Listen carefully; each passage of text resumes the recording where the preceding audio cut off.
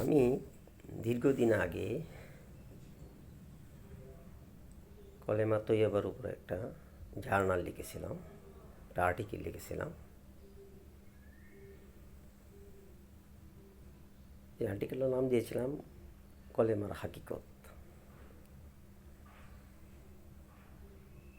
অর্থাৎ কলমা তৈয়ব লা ইলাহা ইল্লাল্লাহ মুহাম্মাদুর রাসূলুল্লাহ, এই কলমা পড়ার পর কেন আবু লাহাব, আবু জেহেল, উতবা, সাইবা প্রমুখ আরব নেতৃবৃন্দ ছাড়াও হযরত মুহাম্মদ সাল্লাল্লাহু আলাইহি ওয়াসাল্লামের যে নিকটতম গোষ্ঠী চাচা আবু জেহেল, আবু লাহাব, তারা কেন তার ভাতিজার বিরোধিতা করেছিল? যে আবু লাহাব রাসূল আগমনের সময় সংবাদ শুনে খুশিতে তার দাসীকে মুক্ত করে দিয়েছিল। যে মুহাম্মদ সাল্লাল্লাহু আলাইহি ওয়াসাল্লামের 40টা বছর জীবনী পবিত্র ছিল, সমগ্র কাফের মুশরিকরাও স্বীকার করতো যে হযরত মুহাম্মদ সাল্লাল্লাহু আলাইহি ওয়াসাল্লাম কোনোদিন কোনো মিথ্যা কথা বলেন নাই, কোনো অন্যায় কাজ করেন নাই, এবং এক বাক্যে তারা সবাই রাসূলকে আল আমিন বলিত, সত্যবাদী বলে তারা সম্বোধন করত। এবং সমগ্র আরবের কাফের মুশরিকরা তাদের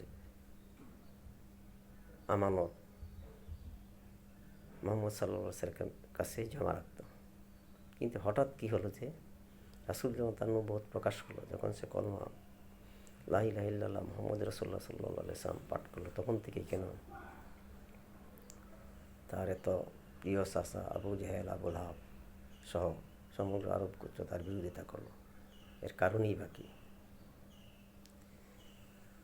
সেই কারণটাই আমি এখানে আলোচনা করব। কারণ আবু লাহাব, আবু জেহেল জানতো যে আমার ভাতিজাকে যে কলমা পাঠ করেছে সেই কলমার অর্থই হলো যে কোনো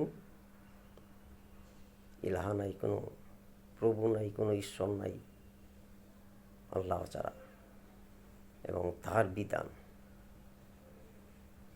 প্রতিষ্ঠিত করতে হবে সমগ্র মানব সমাজে। যে বিধান প্রতিষ্ঠিত হলে আবু জেহেল, আবু লাহাব, উতবা, সাইবা তাদের মাতাব্বরি, তাদের নেতৃত্ব, তাদের চেয়ার, তাদের গদি থাকবে না, অন্যায় কোনো কাজ করা যাবে না। এটাই ছিল এবং এটাই কলমার মর্মকথা।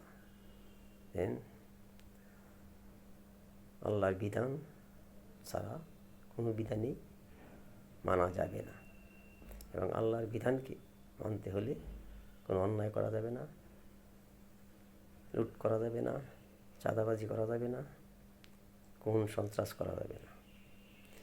আর যদি আবু জাহেল বুঝতো যে আমার ভাতিজাতে লা ইলাহা কলমা পড়ছে, এই কলমার অর্থ এই যে সে তার সঙ্গী সাথীদেরকে নিয়ে কাবা শরীফে কিংবা অন্যান্য ধর্মীয় উপাসনায় গিয়ে শুধু জিকির আজকার করবে, তসবিহ তাহলিল করবে, মোরা কাবায় বসে সপ্তাহ আকাশ পাড়ি দিবে, তাহলে সেই আবু জাহেল বলতো যে কাবার মুশরিকদেরকে বলতো, তোমরা আমার ভাতিজাকে কিছু বলতে পারবে না, কারণ সে তার সঙ্গী নিয়ে